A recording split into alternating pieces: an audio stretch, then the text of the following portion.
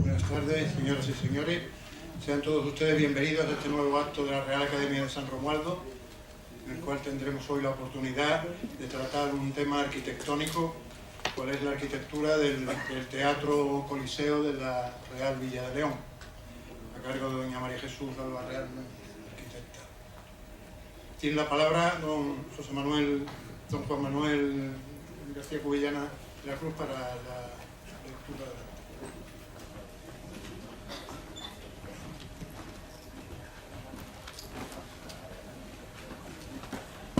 Con la venia, presidente. Buenas tardes. En la sesión de Junta de Gobierno celebrada el pasado 26 de abril del 2017, recogida en el acta número 315, se acordó incluir en el programa de actos del presente curso la conferencia titulada Las arquitecturas del Teatro Coliseo de la Villa de la Real Isla de León, que será ofrecida por la ilustrísima señora doña María Jesús Albarreal Núñez, arquitecta y profesora en la Escuela Técnica Superior de Arquitectura de la Universidad de Sevilla. Comunicado el acuerdo, quedó fijado para hoy martes 8 de mayo del 2018. Será presentada por el ilustrísimo señor don Juan Torrejón Chávez, académico de esta. Muchas gracias, Juan. Tiene la palabra el ilustrísimo señor don Juan Torrejón Chávez para proceder a la presentación.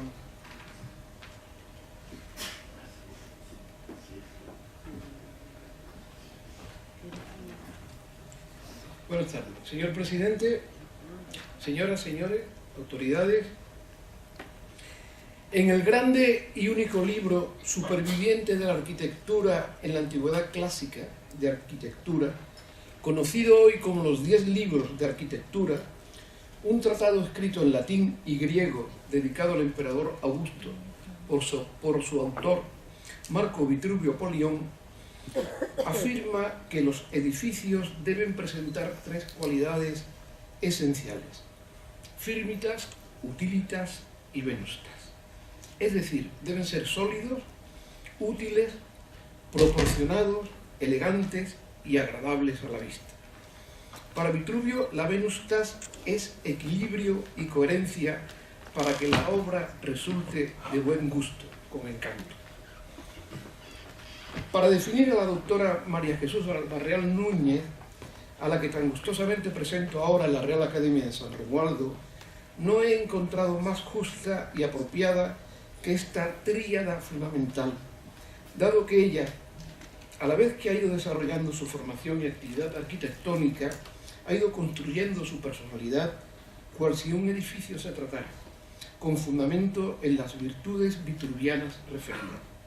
Por ende, hoy nos encontramos ante una mujer fuerte y firme, consistente, valiosa, dinámica, tan eficaz como eficiente y dotada de un indudable atractivo personal. Y todo ello en una combinación armoniosa que los clásicos calificarían de eurítmica.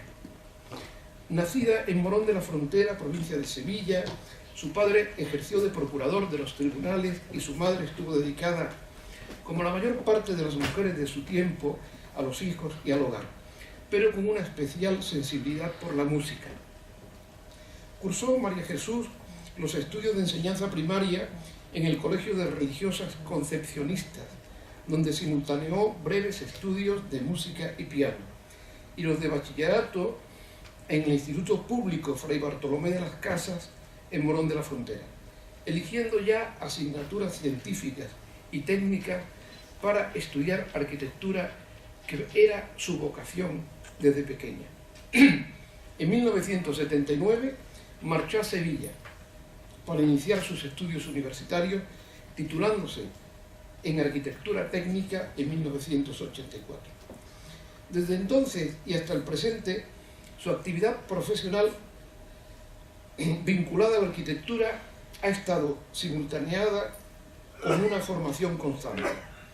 En 1985 ingresó en la Escuela Técnica Superior de Arquitectura de Sevilla para continuar sus estudios universitarios de arquitecto superior, que tuvieron que quedar temporalmente aparcados al entrar en 1986 como arquitecta técnica en la Junta de Andalucía, en la entonces Consejería de Política Territorial, Dirección General de Arquitectura y Vivienda, realizando tareas de seguimiento de los programas de rehabilitación de viviendas, centros históricos y actuaciones singulares en materia patrimonial y de arquitectura, donde permaneció hasta 1990. De esta experiencia profesional en la Junta de Andalucía se desarrolló en ella un interés mayor por la formación en materia patrimonial y arquitectónica, decidiendo ampliar sus competencias en esta materia. Interesada por la docencia universitaria, se presentó y obtuvo una plaza de profesora asociada en la Escuela de Arquitectura Técnica de la Universidad de Sevilla. Entonces renunció al contrato laboral en la Junta para dedicarse a la docencia universitaria y poder concluir los estudios superiores de arquitectura. Tras sucesivos contratos temporales en la universidad, en el año 1993 ganó por oposición la titularidad de escuela universitaria y permanece como docente desde entonces. En 1996-97 realizó el primer máster sobre arquitectura y patrimonio efectuado en la Universidad de Sevilla con la Junta de Andalucía y el Instituto Andaluz de Patrimonio Histórico, donde amplió su formación especializada en intervención en el patrimonio y comenzó su actividad investigadora en patrimonio arquitectónico, cuya ampliación no ha cesado desde entonces, tanto a nivel de formación personal como docente y profesional. Retomados sus estudios superiores de arquitectura, que compaginó con la actividad docente y el ejercicio profesional, los concluyó como arquitecta superior en el año 2003. Seguidamente realizó los estudios de doctorado en el programa Teoría y Práctica de la Rehabilitación Arquitectónica y Urbana en la misma Universidad de Sevilla. En el año 2012 obtuvo la suficiencia investigadora con el trabajo de investigación denominado Génesis histórica, tipología y geometría del Teatro de las Cortes de San Fernando, de 1769 al 24 de septiembre de 1810.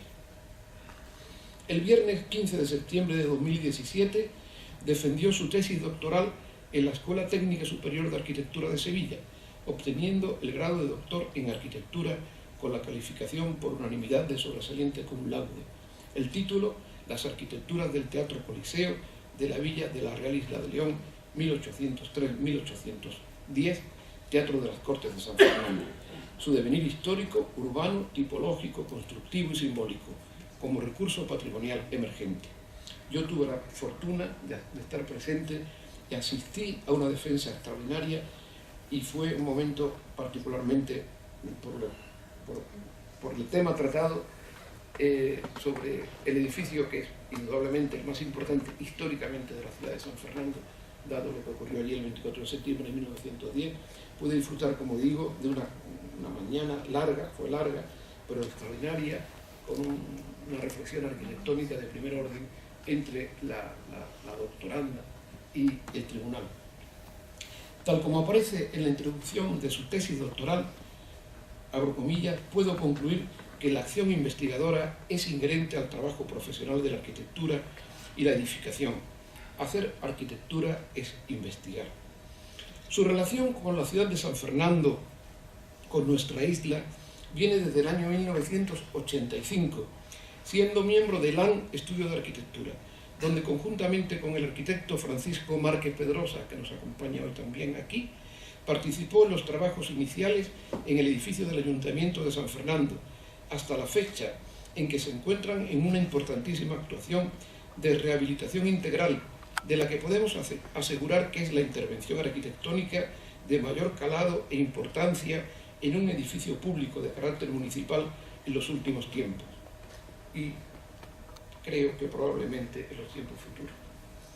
La vinculación de la doctora Alba Real con el Teatro de las Cortes data de 1988, desde los trabajos previos de levantamiento, obras previas y su rehabilitación e inauguración en 1999, así como con la Guía de Arquitectura del siglo XIX de San Fernando del año 2012, y concluyendo con los trabajos referidos de investigación en los años 2012 y 2017 culminando, como digo, la tesis doctoral sobre dicho teatro. No voy a referir de su currículum todas las obras y proyectos en los que ha trabajado, pero voy a resaltar aquellos que están relacionados con San Fernando. Así, en LAN Estudio de Arquitectura, en el año 1985, el informe y el levantamiento del Ayuntamiento de San Fernando. En 1986, el proyecto básico y ejecución de la rehabilitación del Ayuntamiento de San Fernando. En 1988, el levantamiento de planos y reconocimiento del estado del Teatro de las Cortes de San Fernando. En los años 1993 y 94, las obras de trabajos previos en el Teatro de las Cortes. En 1995, el proyecto básico y de ejecución de rehabilitación del Teatro de las Cortes. Y en los años 1997 a 99, las obras de rehabilitación del Teatro de las Cortes. En su actividad profesional en AltQ, Arquitectura desde 1998 hasta la fecha, resumo las principales actividades relacionadas con nuestra ciudad. Del 2004 al 2010, el proyecto de rehabilitación del Ayuntamiento de San Fernando, primer premio de concurso de la Consejería de Obras Públicas y Transporte de la Junta de Andalucía y del Ayuntamiento de San Fernando. Entre los años 2010 y 2018, las obras de rehabilitación del Ayuntamiento de San Fernando. Doña María Jesús también ha llevado fuera de nuestra tierra la isla, y me ha llamado poderosamente la atención en su currículum que entre las conferencias y seminarios impartidos en lugares tan alejados como la Universidad de La Plata en Buenos Aires, como en San José de Costa Rica, ha tratado las prácticas constructivas para la rehabilitación de nuestro querido Teatro de las Cortes. Y en la Universidad Tecnológica Nacional de Concordia, en Argentina, sobre la rehabilitación del Ayuntamiento. Como docente, pues, ha trabajado en una cantidad de disciplinas, de asignaturas, todas obviamente relacionadas con historia de la construcción, introducción a la construcción, elementos estructurales, elementos no estructurales, organización, programación y control de obras, etcétera, etcétera. Ha sido profesora tutora de convenios con empresas, directora del curso Dolmen Gestión de Obras, y lo que quiero, para terminar, destacar es su vinculación larga con nuestra ciudad, lo que hace que ella tenga ya un eje. El eje primero, su primer eje fue Morón-Sevilla, y fue un eje permanente en que es Sevilla, la isla de San Fernando. Ella nos tratará, como está anunciado, sobre las arquitecturas del Teatro Coliseo de la Villa de la Real Isla de León. Diré una cosa, en la historia de la Academia nunca se ha tratado el tema que hoy va a disertar la doctora Alba Real. Muchas gracias.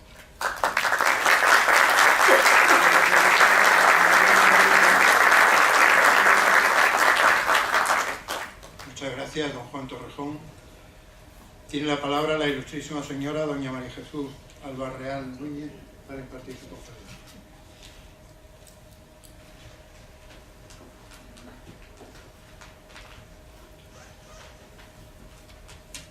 Sí, buenas tardes.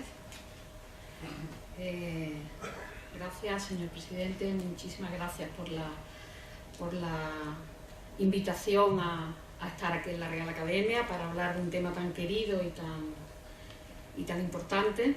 Y antes de dar la conferencia sí quiero hacer unos agradecimientos a muchas personas que a lo largo de todo este proceso de investigación sobre el teatro, personas de la isla me han ayudado. José Luis López Garrido, que está aquí, que además nos conocemos desde pequeños, como director del Archivo Municipal, Juan José Margurí también, que lo conocí en el archivo también, por supuesto al doctor don Juan Torrejón Chávez, por su cariño y además por su apoyo disciplinar en el proceso de investigación, a Javier Rivero, compañero y que además tiene un trato directo con el edificio del teatro, a Diego Moreno Torrejón del Museo Histórico de San Fernando, a Ángel López por muchísimas fotografías que proporcionó, a Manuel Oliva, también un pariente familiar que a través de su hija pude acceder a archivos del registro de la propiedad de aquí de San Fernando, a José Quijano, que no ha podido venir, pero que me proporcionó el fondo fotográfico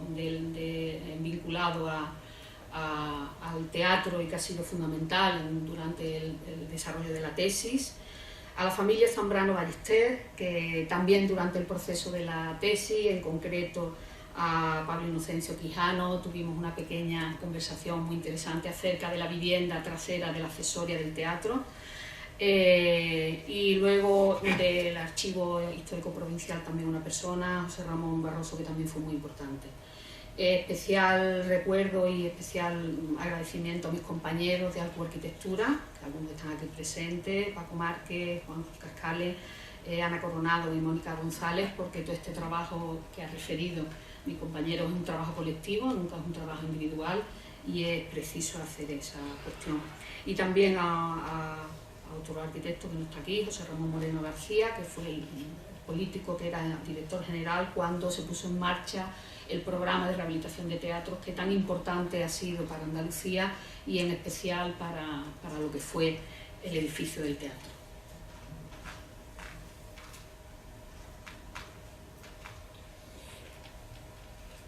Tengo mucha información, espero no aburrirles. Algunas imágenes las voy a pasar rápidas, pero voy a hablar del teatro desde la parte de investigación que he hecho a lo largo de la tesis, y también al final hablaré rápidamente sobre el proceso de rehabilitación del teatro, que fue tan importante para el edificio. Bueno, aquí en portada tenéis el único documento gráfico que recoge la planimetría del Teatro de las Cortes, el Teatro Coliseo, como se denominaba, de la Villa de la Real Isla de León. Este es un documento del Archivo Municipal y es el único documento planimétrico previo a que por parte del estudio de arquitectura nuestro hiciéramos el levantamiento completo del edificio.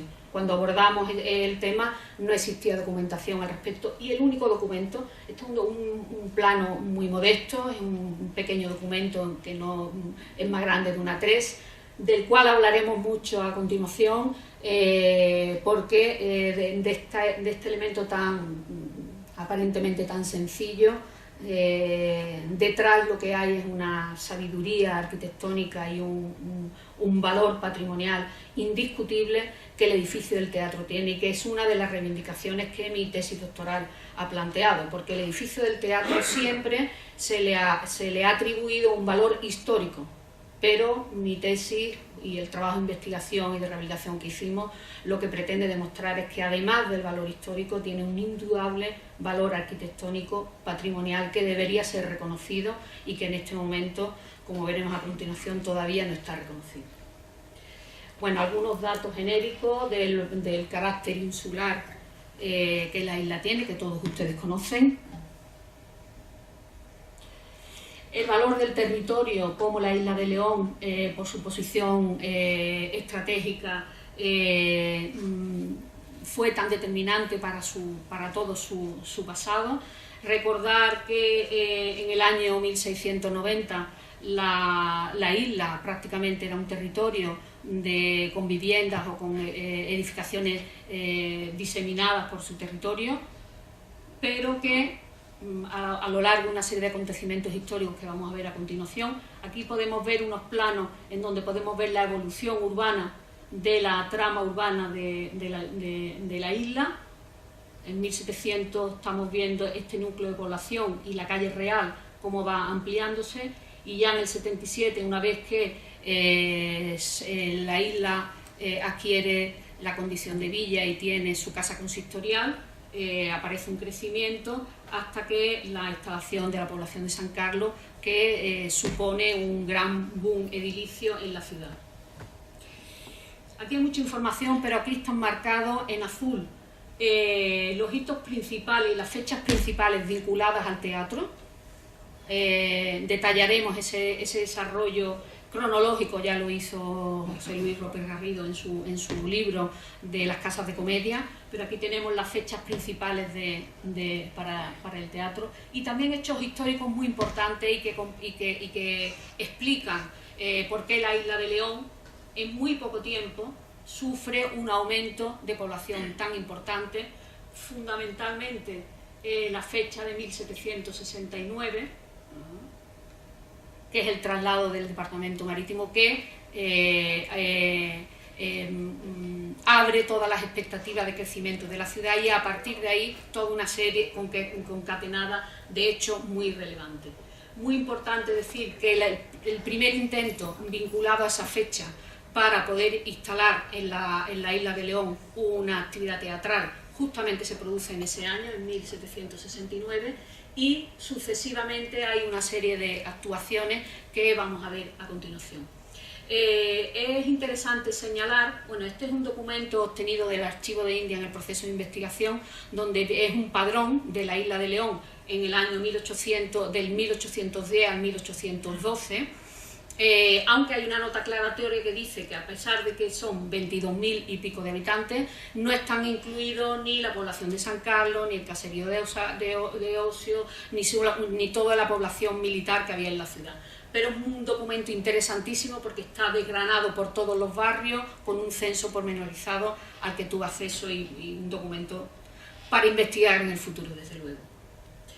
El valor urbano indudable que tiene el teatro, junto con el ayuntamiento y el Real Observatorio, son tres hitos arquitectónicos esenciales en la ciudad. El teatro, con esta apariencia aparentemente serena, austera y calma, como veremos a continuación, tiene una presencia y una importancia urbana muy importante. Una síntesis de la cronología de todas las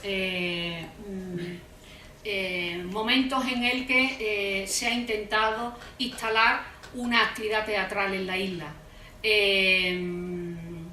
Hay que conocer que en aquellos tiempos solicitar, bueno, una aclaración, la actividad teatral en la isla de León es una actividad privada, diferente a lo que ocurre en otras ciudades del país. Es un promotor privado el que lo realiza y a través de un privilegio obtenido por parte del rey le da el título para hacer la explotación de esa actividad económica en exclusividad, y a lo largo del tiempo, desde 1769, que es el primer intento, él, que es el primer promotor, que hace un intento de instalar una casa de comedia, que no un teatro, pero por una serie de dificultades, sobre todo por un conflicto con unas medianerías en el solar que propone, precisamente, como veremos a continuación, el motivo, este edificio no se llega a construir. En el 1770 el promotor se va a otro solar en lo que vinieron a denominar el Machón de Franco. Aquí, bueno, una de las cosas que la tesis ha conseguido ha sido finalmente ubicar en el plano de la ciudad todas las localizaciones, que algunas estaban claras y otras estaban un poco sin determinar. La primera aquí, ahora veremos a continuación, que está en lo que ahora es actualmente la calle Colón, y ya está verificado que efectivamente ese era el solar en el cual él tenía planteado instalar esa casa de comedia. El segundo intento es el propio él, con el mismo plano, busca otro solar, lo que pasa que es más pequeño, hace el teatro más pequeño, se construye, pero ese edificio fracasa, tanto la empresa económica por parte de él como el edificio, y se demuele. Y desde 1789 a 1802 aparece ya otro tipo de promotor, en concreto Diego Cayetano Duarte, en lo que es la calle San Servando, que también se desbarata en 1802, y ya lo que hoy conocemos como Teatro de las Cortes aparece por primera vez en 1810 por parte del mismo promotor que el segundo, en el solar que conocemos en lo que era la calle Joaquín y Jesús, y que ha permanecido hasta la fecha. Esta es la cronología y estas son las ubicaciones tanto en el plano de Tofiño como en el plano este que tenemos. El primer intento de él estaba aquí. Esto ha sido una verificación realizada sobre el parcelario, teniendo las medidas exactas detectadas desde el plano escaneado desde el archivo municipal, y a través de la pesquisa de que las fincas colindantes a la casa de comedia eran de Torcuato Cayón. Torcuato Cayón se pone en contra de que se instale allí esta actividad teatral y hace que el promotor desista de la situación. Ese hecho es el que permitió identificar en la calle Colón una finca que era propiedad de Torcuato Cayón, que posteriormente fue la iglesia de San Antonio, ya demolida, y a través de esa pesquisa, las dimensiones del solar y el parcelario, finalmente pudimos ubicar con exactitud la posición de esa casa de comedia. Estas son imágenes de cómo el teatro ha ido a lo largo de su vida apareciendo como teatro, con imágenes de Quijano fantásticas del interior, y luego cómo fue a lo largo del tiempo siempre de propiedad privada y siempre vinculado al uso teatral o de espectáculo, de cine, de bingo, hasta que en el año 88 por parte de la Consejería se pone en marcha el programa de teatro y el Ayuntamiento adquiere la propiedad del edificio. Estas son imágenes del proceso de desmontaje y limpieza del teatro cuando nosotros fuimos a hacer el levantamiento y a hacer una inspección para ver el estado en que se encontraba el edificio. Y finalmente las obras de rehabilitación, el resultado final del proyecto de rehabilitación, que al final explicaremos algo más detenidamente. La implantación urbana, uno de los problemas que tuve yo al principio de la investigación fue conocer las dimensiones exactas del solar del teatro. Nunca se supo qué dimensión tenía el solar del teatro. Se pensaba que era estrictamente el volumen capaz del edificio, pero el edificio tenía huellas que claramente indicaban que no era así, porque tenía huecos de ventana en la pared que daba medianera con la finca colindante, pero no se tenía documentalmente la dimensión exacta del solar. El proceso de investigación en el Archivo Histórico Provincial ha permitido hacer ese reconocimiento, y finalmente se detectó, se pudo constatar el documento de data en censo por la compra del solar con las dimensiones exactas al marqués de Casatavares. Eso se sabía por algunos expedientes del archivo municipal, pero no se tenía el documento exacto. En la investigación de la tesis se pudo obtener y tuvimos esa información, en la que se constataba que el teatro eran unos terrenos que estaban aún sin urbanizar en una zona de huertas paralelos a la calle Real, cercanos al ayuntamiento y cercanos a la iglesia. Lógicamente la ubicación de el que el promotor escogiera o pudiera acceder a ese solar fue determinante porque era una posición central en la ciudad, ya que los otros intentos que habían tenido estaban un poco hacia las afueras, digamos, en otros lugares de crecimiento de la ciudad. El solar finalmente viene aquí marcado por 37 varas de largo y 40 y tantos de ancho y 40 y tantos de largo, y se constata efectivamente que el solar es más grande que el sólido capaz del propio edificio. Evidentemente aquí siempre ha habido unas construcciones accesorias al teatro que ya hemos verificado que siempre estuvieron vinculadas a la actividad del edificio, ya fuera como almacén, ya fuera como vivienda de los propios administradores, y esta pieza lateral, que en su momento, como veremos a continuación, fue café y que también a lo largo del tiempo ya los propietarios vendieron, pero que históricamente el solar, cuando el edificio se construye con la conciencia de que tenemos calle aquí y este solar para edificar construcciones accesorias a lo que un edificio teatral necesita. Aquí lo tenemos la ubicación, en la calle Las Cortes, en la calle General Serrano, antes Joaquín Jesús. La tesis doctoral fundamentalmente ha buscado tres conceptos importantes. Por un lado, el estudio de la traza, de este plano tan enigmático, tan sencillo, pero tan importante. Ver cómo esta traza arquitectónica tan clara, con un trazado oval, que remite ya no a los corrales de comedia, que es todos los antecedentes, sino a un edificio teatral perfectamente formalizado con todos sus componentes, y cómo es el paso de este único plano a la ejecución material del edificio y cómo se hace la transposición de un plano arquitectónico con una trama oval a la realidad constructiva. Luego, otra parte ha sido la compatibilidad entre la traza arquitectónica con la trama constructiva, que en el edificio del teatro es especialmente importante. Y por último, también se ha estudiado, hemos elaborado una hipótesis de cuál sería realmente ese plano que nunca hubo para adaptar el Teatro de las Cortes para sede el Teatro Coliseo para sede de las Cortes en 1810, en el 24 de septiembre. Por Antonio Prat, que no hay ninguna documentación al respecto y que tras muchísimas investigaciones me he aventurado a hacer una hipótesis al respecto, ¿no? Y por tanto, a raíz, una vez confirmado todas estas cuestiones, sin ninguna duda, tener claro los valores arquitectónicos que este edificio tiene de primera magnitud, de primer nivel en el país. Cuando nosotros por primera vez nos enfrentamos al edificio, tuvimos un primer problema. No había planimetría y tuvimos que hacer el levantamiento del edificio, tomar las medidas y hacer la primera planimetría que se conoce del edificio. Tuvo sus dificultades, porque el edificio, en la época que se construyó, lógicamente la unidad de medida con la que se trabajaba eran varas castellanas, y cuando nosotros fuimos a tomar las medidas fuimos con una cinta métrica, y eso resultaba que cuando tomábamos medidas e íbamos al plano a encajar todos los datos que teníamos, ahí teníamos un desajuste evidente. Esa cuestión nos obligó a hacer un trabajo muy minucioso al respecto. Finalmente lo pudimos conseguir. Quiero recordar que cuando hicimos el levantamiento de estos planos, estamos hablando del año 88-89, luego estos planos se dibujaron a mano y se delinearon a mano. Luego ha venido una digitalización posterior, pero cuando ya en arquitectura se trabajaba en esas condiciones, pero entonces no. Hicimos un primer levantamiento, todo lo exacto y todo lo exhaustivo que pudimos hacer, fue muy complicado.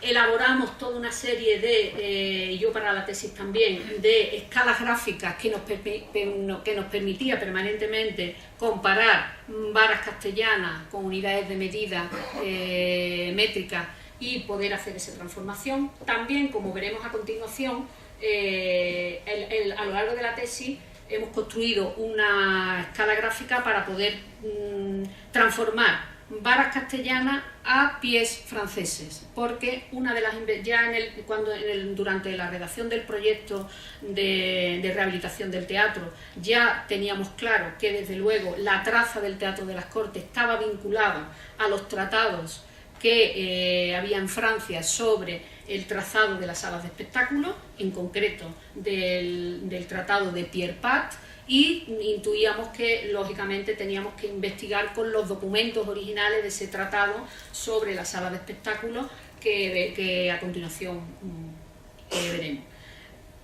El plano, este plano del archivo, fijaros que lo que aparece prácticamente se representa el tipo, los muros de fachada, la crujía de acceso, el trazado oval de los palcos, el muro de la embocadura de la escena, el fondo de la escena para colocar aquí todo lo que eran los decorados, y unas líneas discontinuas que lo que marcaban fundamentalmente era el aforo posible que esa sala tenía, lógicamente, porque este plano es un plano que no tiene ningún documento, no está firmado por nadie, eso es una cosa que no hemos podido verificar, no sabemos a qué maestro de obra o arquitecto pudiera verse estas trazas. Tengo mis pesquisas, que fue Quintanilla, por razones que diré a continuación, pero es una pura especulación, no lo tengo verificado en absoluto. Solamente aparece una firma, como veremos a continuación, pero que es del notario, que rubrica el documento para que el promotor solicite al Cabildo el permiso para construir el edificio, pero nada más. Pero aquí no aparece nada, ningún elemento constructivo, solo aparece el hueco interior y solo aparecen aquí unos dibujitos muy pequeñitos que marcan las futuras 3 puertas laterales, otras 3 puertas por aquí y las correspondientes ventanas y los huecos y también el hueco de fondo deja el edificio abierto por detrás, como que diciendo que la tramoya y por detrás hay... Este plano se debió hacer paralelamente a la búsqueda del solar y a las negociaciones del promotor con el marqués de Casadevall, y no se concreta nada más, no hay ninguna información más al respecto. Bien, el trazado oval de la sala, eso ha sido uno de los objetos de la tesis importantes para determinar cuál es la génesis del trazado oval. En aquella época había los tratados en 1780 y tanto, que es cuando, digamos, los referentes que hay coetáneos al teatro. En Europa hay un debate sobre cuál es la curva mejor para un edificio de sala de espectáculo. Y hay un debate entre una sala Vitruvio junto con la traducción que hace Ortiz y Sanz en España, que defiende que la mejor forma es la forma circular, y los franceses, encabezados por Pierre Pat, que dice que la forma ideal de la curva de una sala es la elíptica o oval. Eso nos ha llevado a hacer un estudio pormenorizado del Tratado de Pat, en concreto, por una razón. El Tratado de Pat sale en Francia en el 82, y en el 83 Benito Valls, un matemático académico español, hace la traducción y la difunde por todo el país para todos los arquitectos que están trabajando en el territorio. Nosotros intuimos, yo intuyo que ese documento, al menos el de Benito Valls, es posible que en algún momento llegara a través de los militares, de los ingenieros militares, de los ingenieros aquí a la isla, lógicamente, y que se conocieran esas cuestiones. Pero Benito Valls, la traducción que hace del francés es una traducción velada, incluso en algunos momentos ni lo cita.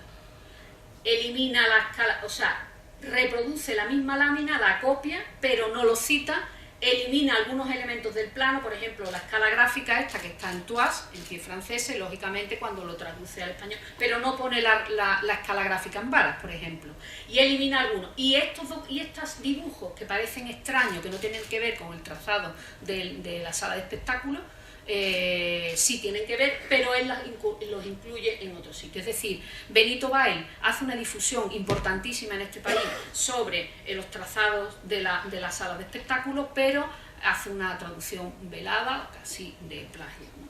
Indudablemente nosotros creemos que quien en España lee este tratado y la tesis, una de las cosas que hace, va a verificar si ese plano que nosotros tenemos del Coliseo, de algún modo, de qué manera geométricamente, verazmente, se corresponde a los postulados de Pat.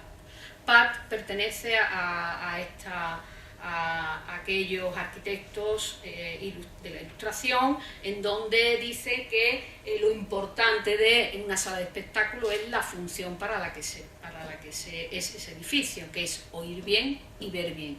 Y su tratado y su postulado va dirigido esencialmente para establecer un modelo tipo, unas reglas de composición que permita garantizar que el edificio de sala de espectáculo que se haga con estas reglas funcione adecuadamente, se vea bien y se oiga bien. Y por tanto, eso es uno de los elementos del valor importantísimo que tiene nuestro Teatro Coliseo, como veremos a continuación, porque cumple esa regla, y eso significa, estos son postulados que inician los procesos de la modernidad en arquitectura, y por tanto estamos hablando de palabras mayores, no estamos hablando de un edificio que casualmente tiene una forma oval, o que casualmente tiene un patio cuadrado, o que casualmente tiene una relación con el vestíbulo, sala, tramoya, de una determinada manera. A lo largo de la tesis hacemos un estudio porque hay una discusión sobre si la elipse o el óvalo, hay una diferencia geométrica importante entre las elipses y los óvalos. El Tratado de Pat habla de una elipse, pero una elipse es una figura geométrica ideal para la arquitectura. ¿Por qué? Ideal, quiero decir, problemática, porque las elipses no se pueden hacer concéntricas. Y tienen un problema porque es que cada punto tiene un radio y un radio de curvatura diferente. Y en realidad, aunque se habla de una elipse, luego la realidad material de todos los edificios que hablan de elipse, finalmente lo que tienen construidos son óvalos, que son arcos de circunferencia que sí pueden trazarse y tener una geometría razonable. Hay un antecedente que es mucho anterior, que es el Teatro de la Montería de Sevilla, que seguramente tú tendrías un referente, y luego, ¿qué vinculación hay de la isla con Cádiz? Pues hay un teatro, que es el de Torcuato Cayón, de esta fecha, 3 años prácticamente antes de que Torcuato Cayón muriera, que fue demolido, pero que guarda algún parecido con el nuestro, pero que es un teatro de mucho mayor envergadura y no de la escala nuestra. También el efecto que pudo tener la aprobación de la ordenanza de la Policía de Cádiz, que regulaba ya definitivamente cuáles eran las funciones de los maestros de obra y de los arquitectos.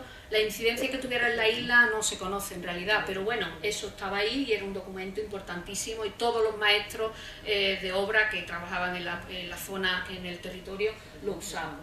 Estos son referentes a nivel de España con el Teatro de las Cortes. Son coetáneos, que son los dos reales teatros de Carlos III, uno del Escorial y otro de Aranjuez, que tienen un aforo parecido, tienen un trazado oval parecido, aunque las técnicas constructivas y la formalización final es diferente.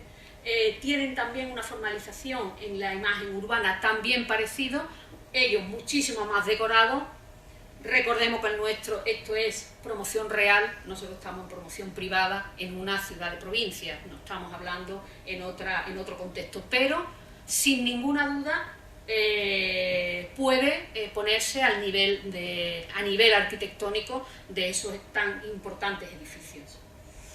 Estos son los dos únicos planos. Bueno, este es el del primer teatro, el primer Casa de Comedia de 1769 y nuestro plano de 1803. Entre estos dos imágenes distan 30 años. 30 años que suponen un salto cualitativo, y es el paso de las casas de comedia a los teatros. En España aparece ese salto claramente, no solo en los textos de los propios obras de teatro, sino en los edificios. Hay un cambio radical.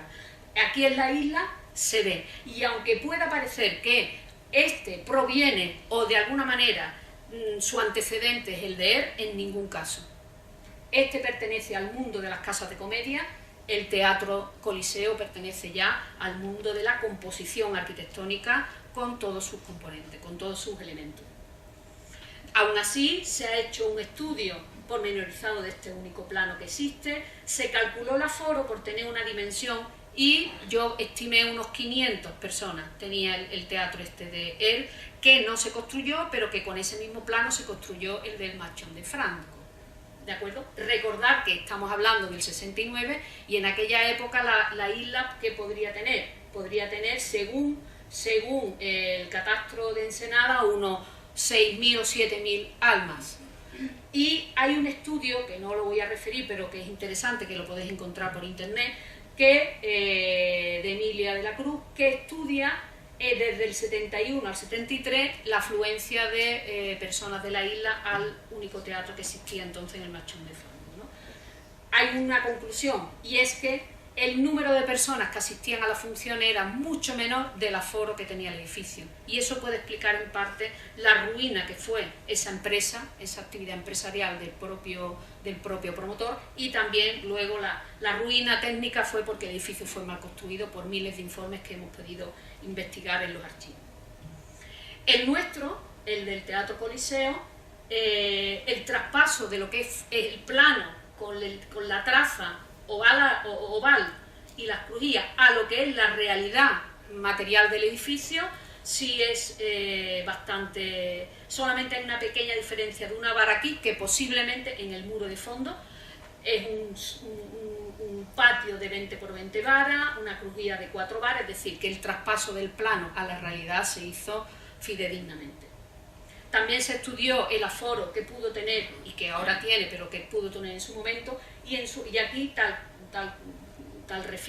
como se referían en los textos y demás, los palcos y las ubicaciones también eran 500 y pico de plazas, lo que tiene el teatro en su momento, para lo que fue pensado.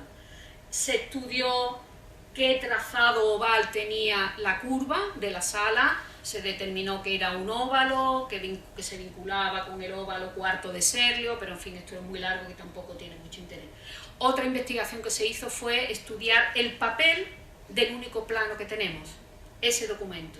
Se detectó unas marcas de agua, eso fue una labor que hicimos conjuntamente con Diego Moreno en el archivo, en el museo, y pudimos detectar que había unas marcas de agua, que uno era una filigrana y un nombre que ponía Breuti, y otra marca de agua en esta zona del plano que ponía Texier-Pombredon.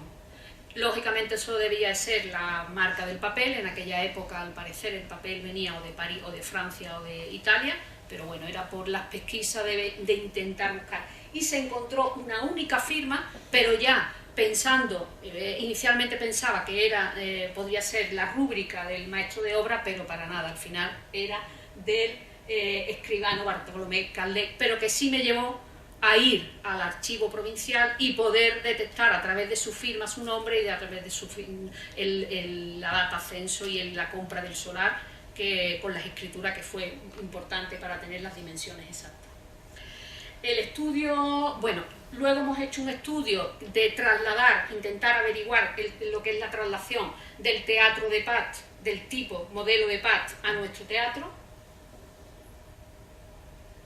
Lo primero que hice fue estudiar la lámina de Pat y verificar si, bueno, una cosa importante, esta lámina es la original obtenida de la Biblioteca de Francia, pero las claves de la composición las he obtenido de la traducción que hizo Benito Valls en España, que hace una traducción importantísima, porque el documento francés, lógicamente, cuando habla de las medidas del teatro, habla en pies franceses, y Benito Valls, como es matemático, cuando lo traduce adecuadamente a pies castellanos, pero en su equivalencia. Entonces, uso el plano original de Pat, pero uso la traducción de Valls en cuanto a las medidas, para hacer la verificación. Y en ese caso veo si las reglas que planteaba Pat se cumplen en su propia lámina, y obviamente se cumplen en este dibujo. Pat plantea una cosa esencial, dice que para determinar las dimensiones de una sala de espectáculo, que se vean y se escuche bien, lo que hay que tener claro es, en primer lugar, el ancho de la sala. Determinado el ancho de la sala, que es el ancho libre de la zona del patio de butaca, a partir de ahí el largo de la sala tiene que ser una elipse que guarde una relación 4:3, es decir, 3 ancho de la sala, 4 largo, y además dice que para más de 84 pies ya la vista y el oído no se percibe y que por tanto una sala más grande que eso es completamente, no funciona bien. Y a partir de ahí él dice, del ancho de la sala obtengo el largo, con la mitad de la dimensión del eje menor obtengo la posición de la embocadura, uno este punto con este y obtengo el fondo de la tramoya, y a partir de ahí el resto de los elementos arquitectónicos del edificio son accesorios, la crujía delantera, el resto de la tramoya, accesorios laterales, pero esas son las claves compositivas.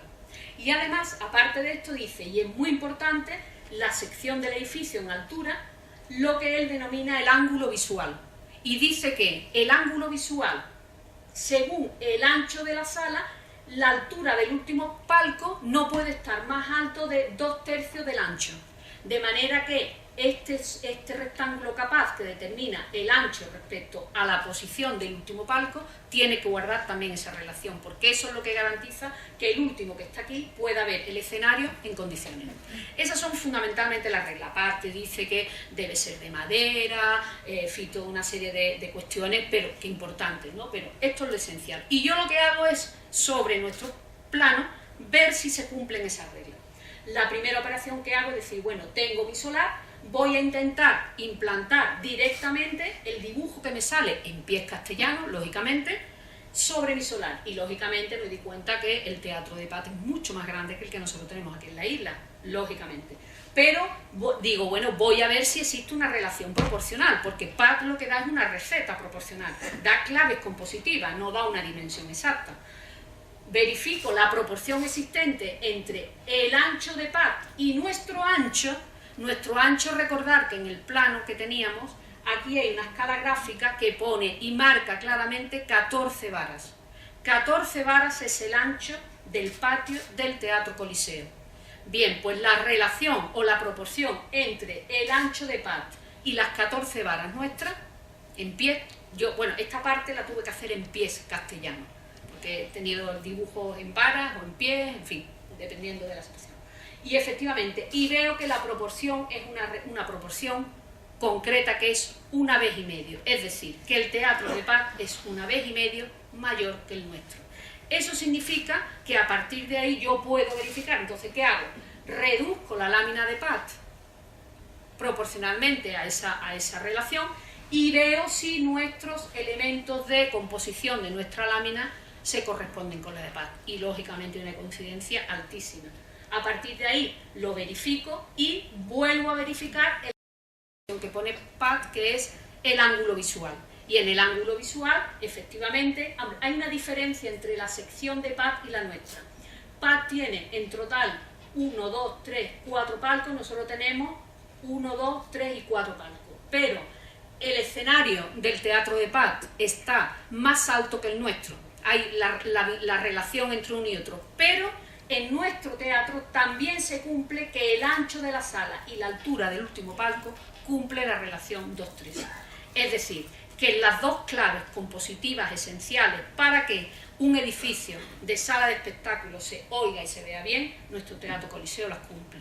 Eso significa que ese plano que tenemos tan elemental o tan sencillo no es casual, que evidentemente quien lo trazó conocía estos tratados, que lo hizo intencionadamente y que a partir de ahí, bueno, pues estas son la relación entre 84 y 80, bueno, la relación entre la PAT dice que la longitud de la sala y el ancho de la sala tienen que guardar una proporción de 1:33, en el nuestro por supuesto también se cumple. Y a partir de ahí, esta vinculación geométrica, veo que es una relación homotética y hago el dibujo homotéticamente más pequeño del teatro de PAT en el nuestro solar y coincide perfectamente. Y a partir de aquí, en nuestro solar tenemos las claves esenciales de la composición del teatro, el edificio de atrás de almacén, que efectivamente en el teatro de PAT dice que al fondo del escenario tiene que haber un hueco grande para el paso de los decorados, el nuestro lo tiene, ese famoso arco que ahora veremos que en las fotos de Quijano se veía tan inquietante y que se mantiene, y se cumple también el promotor, bueno, el promotor, el arquitecto, el maestro de obra que hiciera esto, tiene el accesorio de almacén y tiene el café, que es otra de las cosas que dice PAT, que un teatro en alrededor tiene que tener unos accesorios para poder hacer la función. Esta foto siempre fue inquietante, inquietante. ¿Por qué? Desde que el principio que nosotros entramos en el edificio y analizamos esto. En esta foto de Quijano, de 1910, se ve aquí el famoso arco este que vemos, y vemos al fondo como una edificación, una niña sentada en una especie de almacén, porque aquí si te acercas a la foto, aquí lo que hay son decorados almacenados, y además hay una luz imponente, es decir, que es como un patio trasero. La calle no podía ser, porque no estaba tan cerca, tenía que ser un patio trasero, era evidente. Bien, pues a través de esas pesquisas, de esta búsqueda, yo me puse a ver cuál era esa construcción accesoria que el teatro tenía por detrás. Porque claro, el plano del archivo solo habla de la sala, pero ¿qué pasaba con lo de detrás? Pues a través de investigaciones que hay a través de las fotos de Quijano y por supuesto de la familia Zambrano Ballester, pude obtener fotos de la época que claramente me indicaban que la fachada del teatro continuaba por aquí, que aquí había unos elementos en cubierta que hablaban de la construcción de esa accesoria y a nivel de perspectiva estaba claro que esto era la puerta de la edificación de atrás y que aquí había una especie de patio, que por ahí entraba luz. La familia Zambrano me mandó un vídeo del proceso de demolición de esa vivienda. De un fotograma de ese vídeo pude dibujar los huecos que las viguetas de la construcción trasera dejó en la medianera del teatro y a raíz de ahí pude reconstruir la altura de los forjados y cómo era esa edificación. Estas son fotos que me mandó Pablo Inocencio Quijano. Esto es un croquis que la familia Zambrano hizo, como recordaba cómo era la casa donde ellos vivían detrás del teatro, y bueno, a través de todos estos temas he podido hacer la reconstrucción en dos fechas. Uno, hasta 1910, que era la foto de la niña donde lo que había atrás era un accesorio de almacenamiento al teatro, y posteriormente, no me voy a detener aquí, y posteriormente la vivienda trasera, porque esa familia en algún momento decidió reformar esa edificación, construir una vivienda, pero en todos los casos, tanto en el anterior como este, se mantuvo esta cuestión, y es un patio, un espacio de triple altura aquí, que garantizaba el que a través del peine del teatro y a través de este hueco que tenemos por aquí se pudieran pasar los decorados a la zona de almacenamiento. Y además, a través de un artilugio que no he podido averiguar, cenital, un tragaluz en este espacio. Este espacio estamos hablando de muy pocos metros, es una especie de patio de luces, ¿no? Pero existía. Bueno, pues esta ha sido una de las investigaciones que también se han hecho. Se ha hecho la restitución completa del teatro en la época de 1803, no me voy a detener, bueno, sí se ha hecho el entorno, obviamente el edificio cuando se construye, las casas y las viviendas que hay alrededor, los edificios son de menor altura, atrás prácticamente no hay construido casi nada, y bueno, esto es una planimetría que restituye eso que no me voy a detener. Otra de las cuestiones esenciales, el tema constructivo. ¿Cómo se hace la transposición de esa trama arquitectónica tan clara, académica, de los tratados, a la realidad material? Ese salto es importantísimo. Y aquí en la isla había tradición, no de los carpinteros de Ribera, que también, sino de los carpinteros de Lo Blanco. Tengo constatado por los censos que había bastantes carpinteros de Lo Blanco. Los carpinteros de Lo Blanco son los que hacían las armaduras y las estructuras de madera de los edificios. Y me pongo a investigar si esa armadura tan espectacular que tiene nuestro edificio,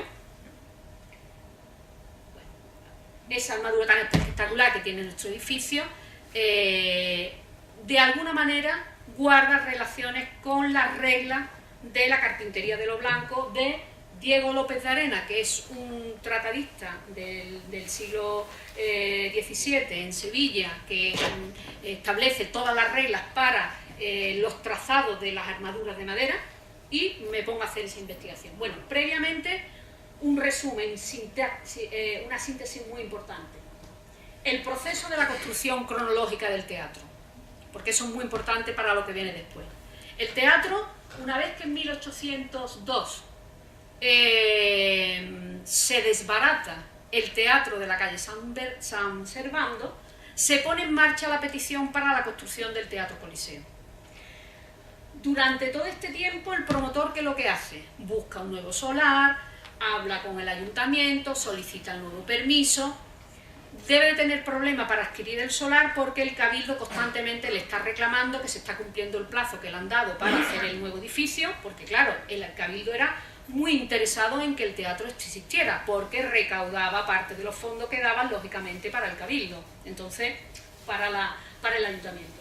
Bien, durante todo este tiempo, entonces, durante prácticamente 16 meses, desde el 1802 hasta aquí, lo que hay es una búsqueda de solar y, obviamente, el carpintero, el maestro albañil estaría trazando el plano.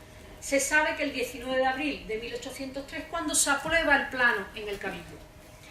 Pero hasta noviembre ya del 3 no está la firma del contrato del solar. Y yo supongo que no se, y de hecho en las actas del archivo lo he podido constatar, no se empieza a comenzar la obra del teatro prácticamente en esta fecha y hasta que se inaugura en abril de 1803, lo que transcurre son 4 meses. En 4 meses, ¿qué se puede hacer? Pues en 4 meses, lógicamente, lo que hay que hacer es una estructura, una construcción de un edificio que se pueda prefabricar fuera. Lógicamente, una estructura de madera en taller hace posible el que se puedan hacer todas las obras de fábrica del solar y a la vez se pueda ir montando toda la trama estructural del edificio final. Nuestro teatro, ¿qué es lo que tiene? Aparte de la trama que ya la hemos visto, la traza, tiene la trama constructiva, tiene esta importantísima armadura, que es una armadura que se denomina de par son los palos largos que determinan la pendiente de la cubierta, y nudillo. El nudillo es este elemento arriostrante, bueno, en esta posición. Pero es una cubierta muy singular porque es de par y doble nudillo. Normalmente en los tratados de carpintería de Lo Blanco hay par y un nudillo, no par y 2 nudillos. ¿Por qué? Bueno, porque la luz que hay que salvar es muy importante, son 14 varas, es mucha distancia, y eso significa que a pesar de la pendiente que se le da, que en concreto en este caso se calcula que más o menos, yo hice la medición, eran 43 grados, pero originalmente debieron ser 45, que era la estructura. Y bueno, pues yo he hecho un estudio pormenorizado de esta armadura y la estructura de par y nudillo lo que hacen es, todos estos pares descansan sobre un estribo, y el estribo a su vez descarga la carga ya a los muros, y en nuestro caso no es al muro. ¿Por qué no puede ser al muro? Porque nosotros tenemos un problema añadido, porque tenemos el ancho de la sala más el ancho de las galerías perimetrales, que son los palcos. Luego, yo no puedo, la descarga de carga en este punto, yo tengo que dejar la distancia entre este muro y este muro, y esta posición tiene que ser transparente, no puede ser un muro, tiene que ser algo muy liviano, y por eso aparecen los pies derechos que permite establecer. Bueno, estas son imágenes del proceso de desmontaje que hicimos en el proyecto de rehabilitación para comprender este tema, y una imagen de... Pero bueno, vemos que toda la palillería, toda la estructura de madera es un verdadero ejercicio de taller constructivo y de madera espectacular, con unas secciones bajísimas. Fijaros los espesores de los pares, delgadísimo, un ajuste en el uso de las maderas. En aquella época había carestía de madera, y entonces el uso de la madera se llevaba al límite. Y bueno, estas son imágenes de cómo hicimos el proceso de desmontaje de todo el teatro, y eso permitió tomar las medidas exactas de todas las piezas, y en la tesis me ha permitido tener un estudio pormenorizado. Hemos hecho un dimensionado pormenorizado de todos los elementos, y esta es la estructura, la armadura de madera nuestra. Los pares, la hilera, los nudillos, los contrapar, los pies derechos, el tirante, el estribo, y la cosa singular que hace el maestro carpintero que haga esto, que no sé quién fue, no lo hemos podido averiguar. Y es que en la carpintería de lo blanco se dice que el nudillo tiene que estar a 1/3 de la luz del tirante o de la luz del par. Pero como la luz es muy grande y la sección de la madera es muy fina y esto se puede mover, él decide poner 2. ¿Y qué es lo que hace? Pues a 1/3, y a lo largo del par, una barra a la derecha y una barra a la izquierda, coloca 2 nudillos, y con eso resuelve el problema de la flecha que voy a tener en ese punto de la estructura.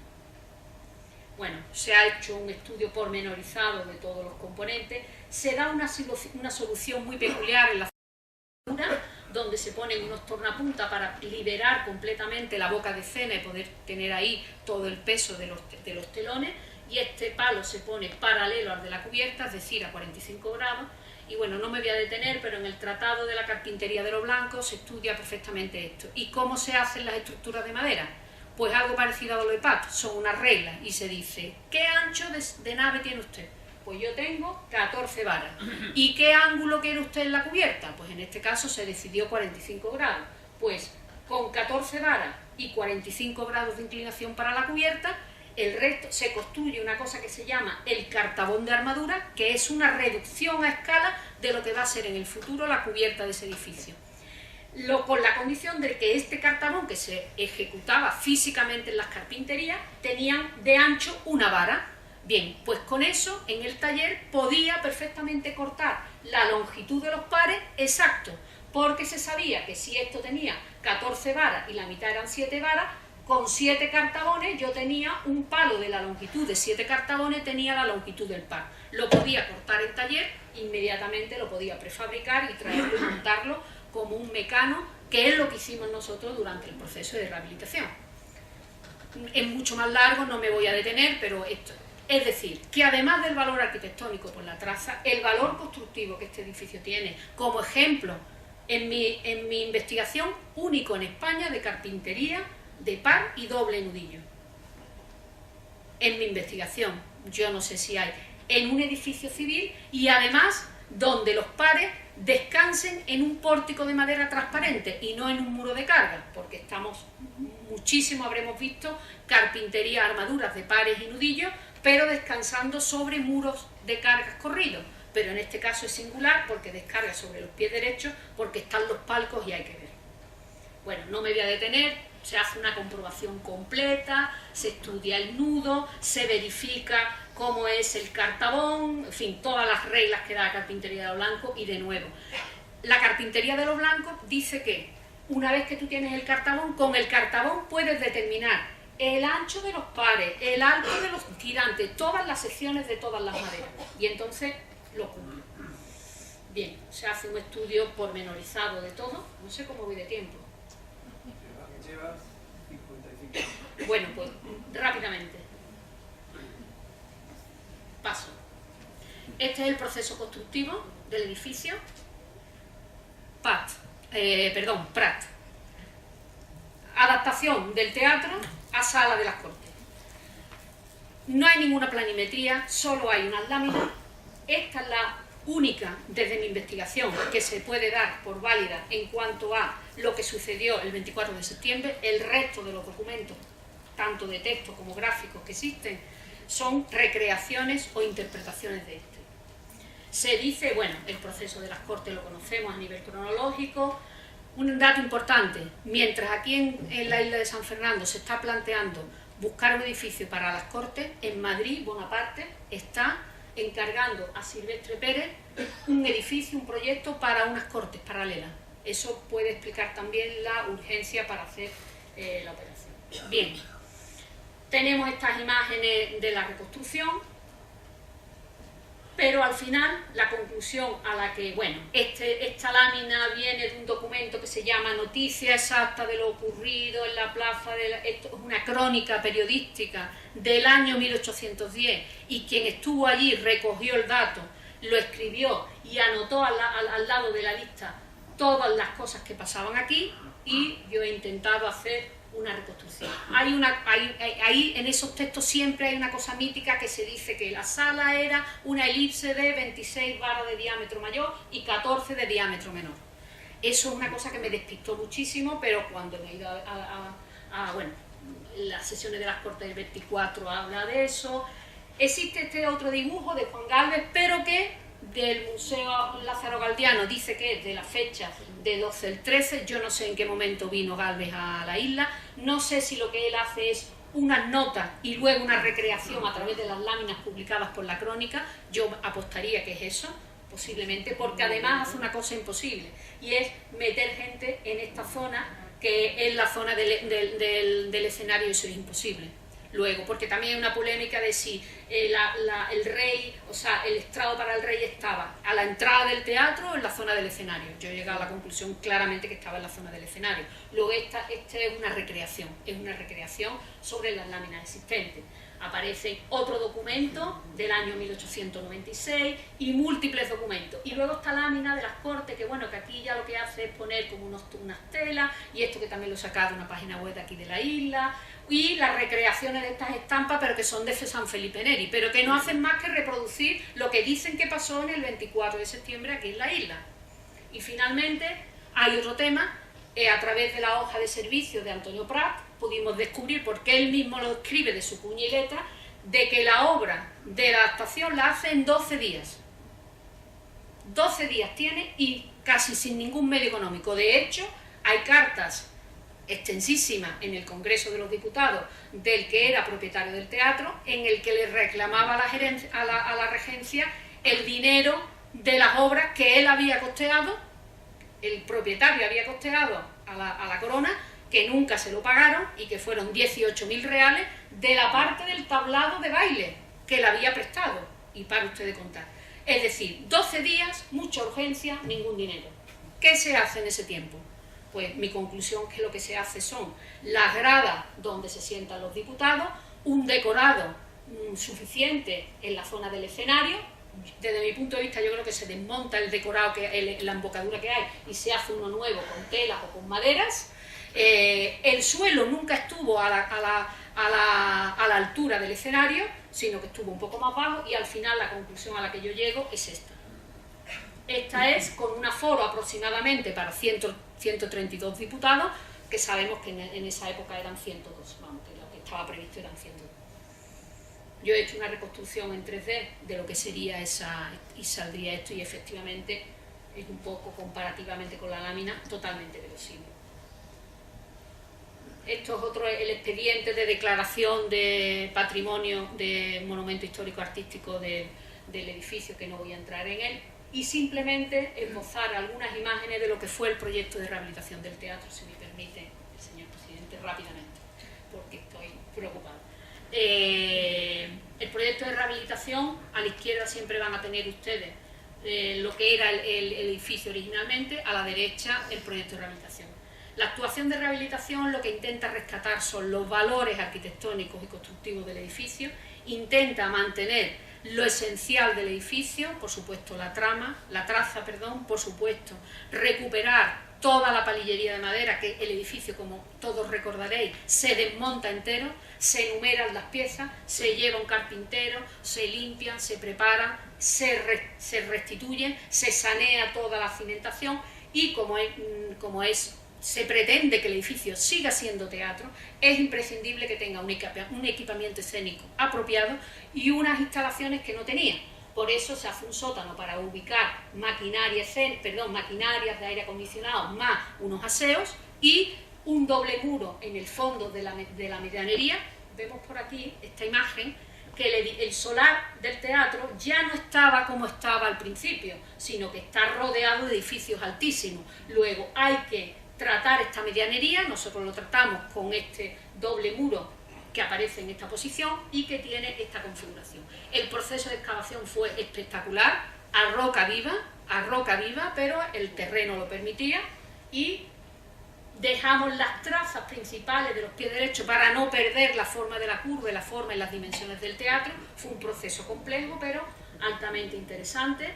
Aquí vemos cómo el edificio este se construyó directamente sobre nuestra medianería. El muro este de fondo, que era bastante grueso, lo demolimos y ahí pudimos ganar espacio para meter instalaciones.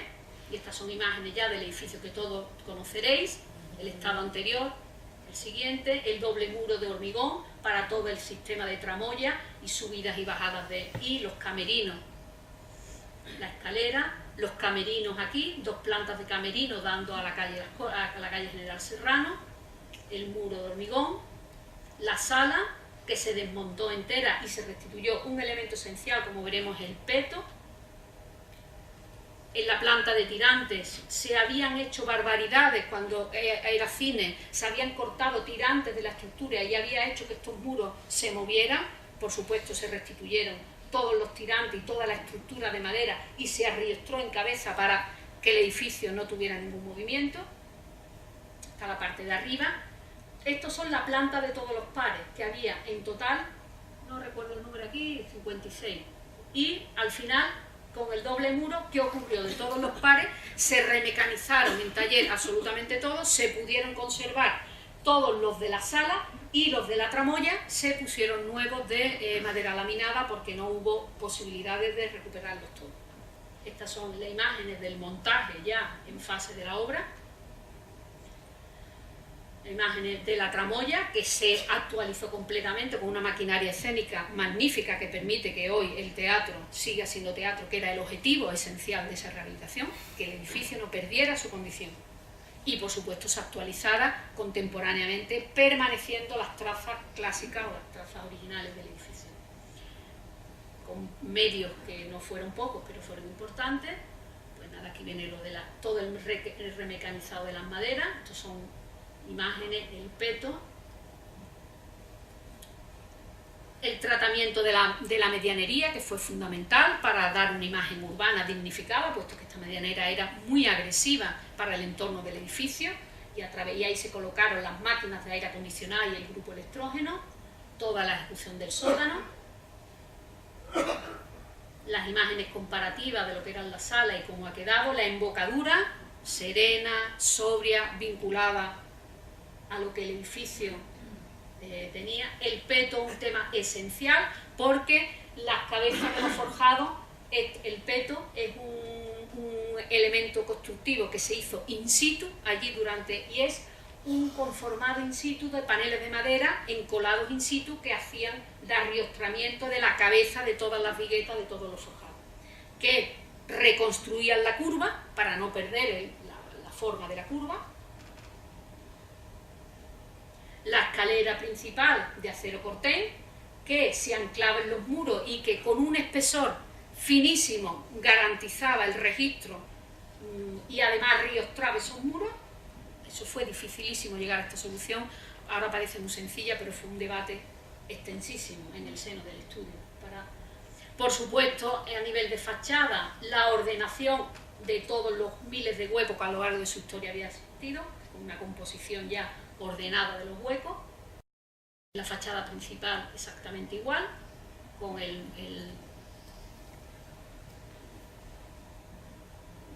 ya está, y disculpe si me he extendido. Muchas gracias.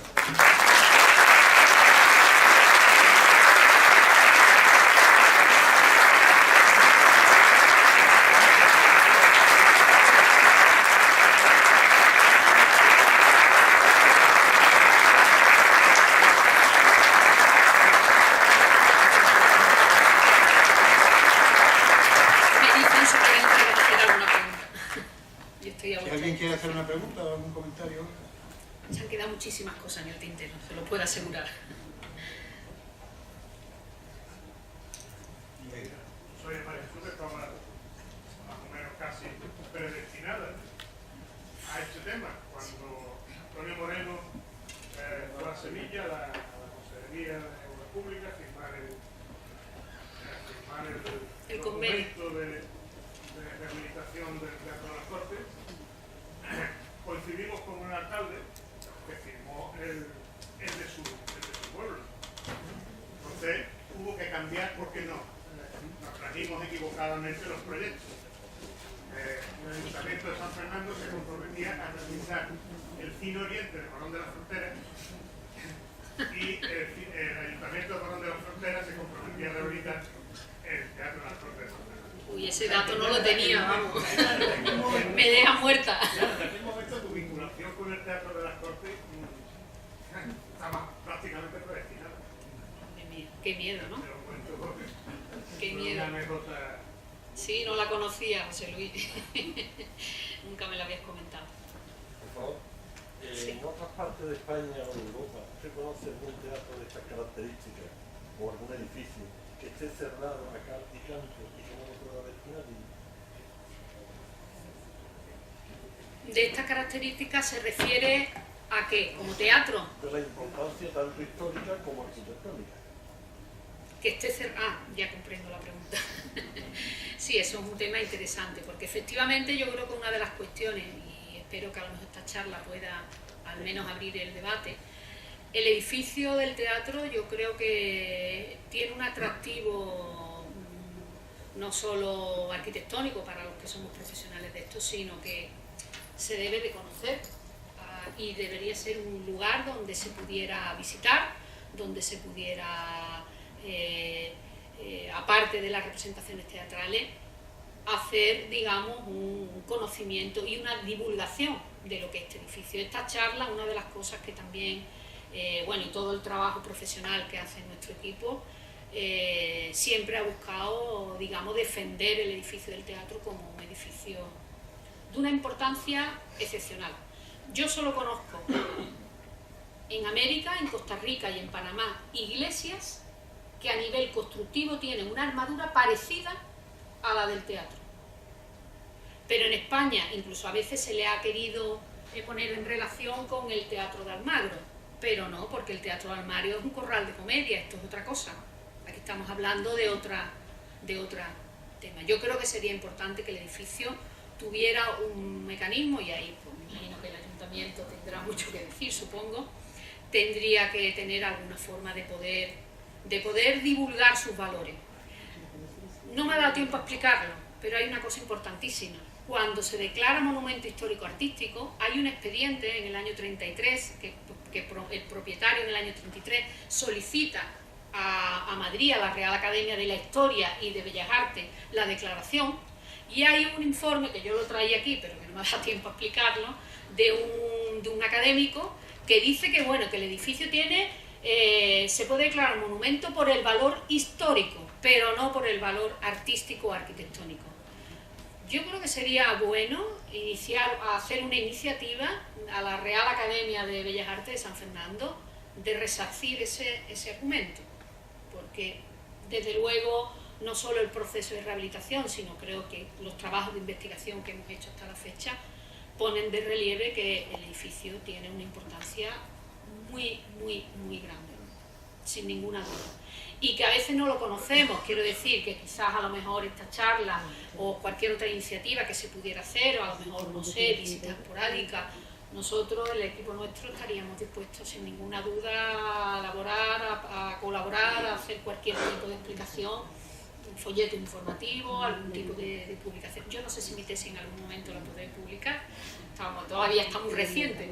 Cuando estaba preparando esta charla le decía a mis compañeros, estoy bloqueada porque todavía estoy en modo tesis, no estoy en modo conferencia, ¿no? Y quizás por eso me ha una mala pasada tanta información, ¿no? Porque tenía tanta información que creo que a la gente de San Fernando de la isla le interesaba, que no quería dejar de decir, ¿no? De todas maneras, también yo estoy disponible para venir en cualquier otro momento a este foro o a cualquier otro, de igual, para explicar más información. Lo que has dicho de la carpintería de los blancos. Sí. ¿Esos especialistas que hacían eso eran de aquí o venían de fuera? Normalmente en todas las ciudades había, bueno, estaban organizados los gremios, ¿no?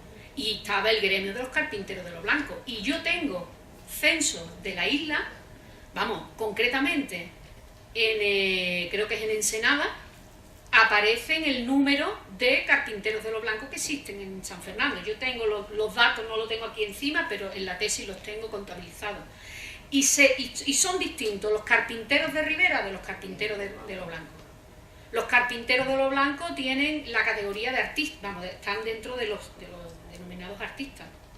Vamos, y es un trabajo específico, es de la edificación, no tiene que ver con los barcos, que es otra actividad importantísima aquí.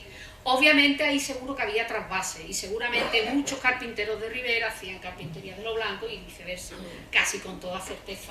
Las maderas eran diferentes también, pero era un gremio, digamos, aquí seguro que muy... y esa sería una tarea de investigación en el archivo, querido. No me dio tiempo, porque una de mis obsesiones era saber quién era el maestro de obra que había firmado el teatro, que no lo he conseguido, que creo que fue Quintanilla por varias razones, que tampoco me ha dado tiempo a explicarlo. Porque José Delgado Duarte, que es el promotor, su tío, que es el que le da los poderes para poder construir el edificio del Teatro de las Cortes, el Teatro Coliseo, es íntimo amigo de Quintanilla, que es el carpintero de los blancos, y eso sí está verificado, del tercer teatro que se hace en la calle San Servando, que además dice que se desbarata. Se podría aventurar que parte de las maderas del desbarato de aquello fueran a parar a este. Ese dato no está contrastado y sería una línea de investigación. No lo sé. Lo que sí está claro es que hay una relación familiar directa entre Quintanilla, que es un maestro de obra muy importante de aquí, de la isla, y que hace como la iglesia, hay una tesis doctoral de exactamente sobre la iglesia de la Veracruz, con una armadura que no es exactamente como la nuestra, es mucho más modesta, la nuestra creo que tiene un alarde tecnológico mucho más importante, pero digamos, Quintanilla además son de Carmona, tienen una relación casi familiar, y además Quintanilla en su testamento deja como albacea a José Delgado Duarte, y en esa época, estamos mediando de 1802 a 1803, están pegados. Luego, es muy verosímil que fuera así. ¿Por qué no lo firmó? Hay un argumento. En 1803 Quintanilla es nombrado alarife público, de lo público, y entonces es incompatible. Y entonces, pues no sé, lo mismo dibujar a las trazas, pero no lo firmaron. Todo esto es una especulación, ¿eh? Lo apunto en la tesis como especulación no verificada. Pero bueno, no sé si... Había carpinteros de lo blanco aquí en San Fernando, sí, en la isla. Los había varios, no pocos, sino, yo no recuerdo si había 12 o 13, o sea que era... Porque además, una cosa muy importante, en este entorno, ese oficio era muy importante, porque todas las naves de las bodegas de Jerez,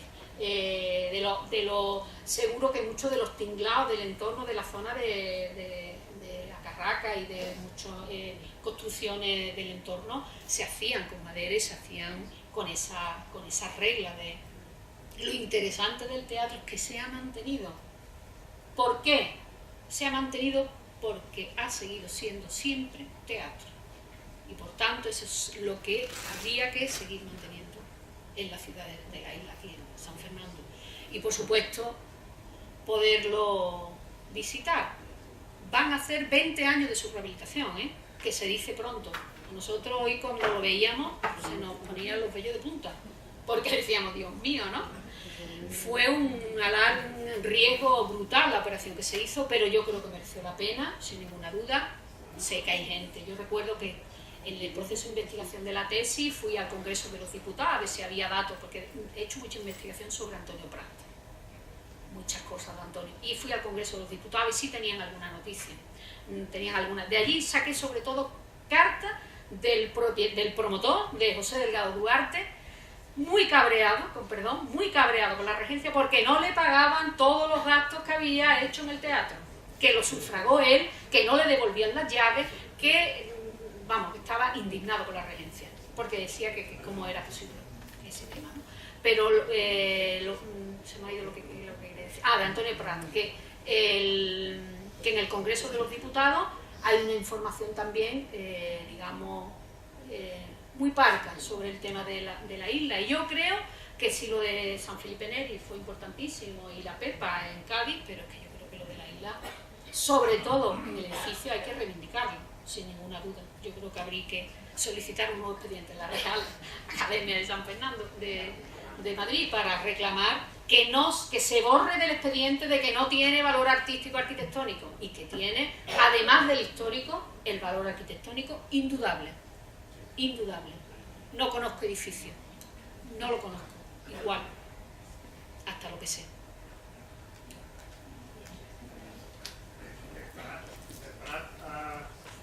Al estudio de LAN, ¿hay alguna obra, alguna reforma, alguna intervención? Por ejemplo, en el primer centenario, creo haber visto en expedientes o en acuerdos capitulares algo de actuaciones en el teatro, arreglos de... ¿Dónde? El propio teatro. Al estudio de arquitectura LAN, en 1910, primer centenario de la... ¿No hubo alguna rehabilitación? ¿Tienes tu noticias de algo de eso? Yo no tengo. Intervención en el teatro? En el teatro se han hecho muchas intervenciones. Por ejemplo, cuando tú dices en el momento de la celebración, Arreglos. en el primer centenario, que yo sepa, no. Yo no sé si existe alguna, creo que no. Pero vamos, el edificio fue tocado, ¿eh? Lo que pasa es que el edificio el edificio es tan rotundo, tan armado. ¿De qué tipo? No lo sé, yo no lo sé. Vamos, están los tirantes para meter la cabina de cine, o meter las máquinas de aire acondicionado en el foso de la escena cuando era bingo. Esas barbaridades sí, ¿no? Pero bueno, y seguramente hubiera reformas. Bueno, hay una cosa, recordaréis cuando nosotros fuimos al teatro por primera vez que había una accesoria que eran los aseos, que era un granito que estaba en la finca lateral, en la finca de al lado, ¿no? Posiblemente se tocarían divisiones internas de lo que eran camerinos, actuaciones sustanciales en la estructura del edificio. Posiblemente se hubieran hecho refuerzos en los contrapares de la galería de arriba de la armadura porque hubiera algún cedimiento, porque es verdad que a nivel estructural el edificio, aunque estaba muy bien concebido, tenía algunos problemas estructurales tal como fue concebido, y sí nosotros pudimos verificar que se fueron produciendo sucesivos remiendos, añadidos y tal, a lo que es los contrapares en la última planta, en la planta donde se descargaban las aguas en los laterales. Pero bueno, es normal, porque claro, en los medios, además en 4 meses, bueno, si no fueron 4, fueron 6, en tan poco tiempo, con escasos recursos. Es verdad que la modestia del edificio hace pensar que el edificio se hizo con medios muy escasos, ¿no? Y que el promotor le urgía rápidamente poner en marcha la actividad teatral, y al Cabildo también, porque tenía que recaudar, o sea que esto era un... Pero bueno, que yo creo que afortunadamente se pudo rescatar el edificio, y yo creo que hay que ponerlo en valor, sin ninguna duda, pero bueno, esperemos que con esta hayamos contribuido. Pues muchas gracias, señora Villarreal. Real, perdón. Muchas gracias. Lo de Villarreal sería ya estupendo. Estaría yo pensando. Ay, Muchas gracias a ustedes y a la Real Enhorabuena por Academia. su extraordinario trabajo de investigación que redunda en beneficio de nuestra ciudad y que le agradecemos. Muchas gracias a ustedes. Muchas gracias. Gracias.